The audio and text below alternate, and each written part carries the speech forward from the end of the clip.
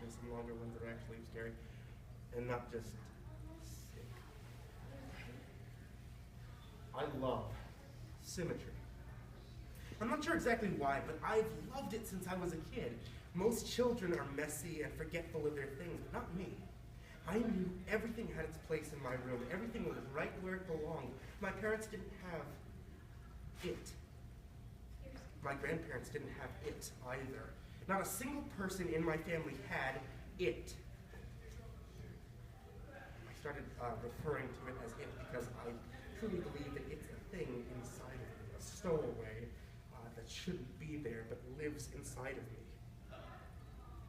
It's a need, a desire, a longing to be perfect, perfect on both sides. And as an adult, I'm at the point where I can't live my life normally. I can't keep a job. Women don't stay with me because they can't handle it.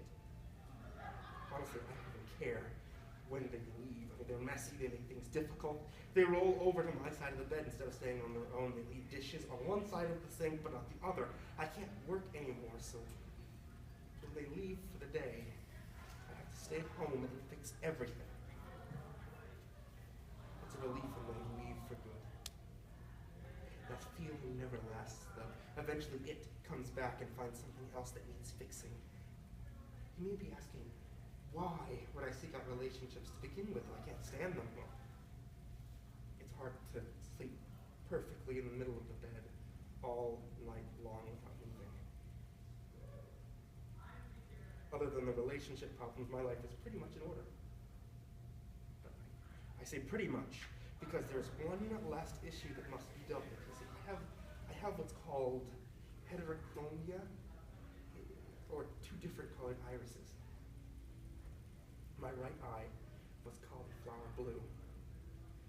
My left, pale green. Both my parents have cauliflower blue eyes, my siblings and cousins as well. My green eye is the broken one. It makes me unbalanced. Every time I look at myself in the mirror, it stares right back at me. That's all I think about now. Everything is in its right place except my little green mistake. And it didn't hurt at first. When I dug the spoon under my eye, it didn't even hurt when it popped out and was hanging by my cheek. Was it shock that was keeping the pain away, or was it it? I snipped the optic nerve, blotted the warm fluids that were streaming down my face. My vision being cut in half was a strange sensation. What was left of the dangling flesh I placed back in the now empty hole. I bandaged the wound, rinsed the spoon, and went to sleep. I woke up happy. For the first time in years, I slept. I slept well. It was finally done. I was fixed. I got out of my bed and stumbled to the bathroom. My body ached and my head was on fire. I flipped the switch in the bathroom, the light was blinding, and I slowly removed the bandage that was soaked with blood and was sticking to my face with tape.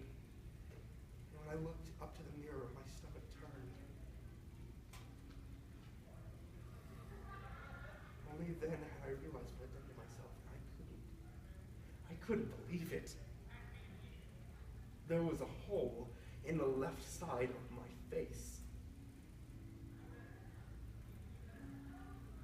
But not the right side.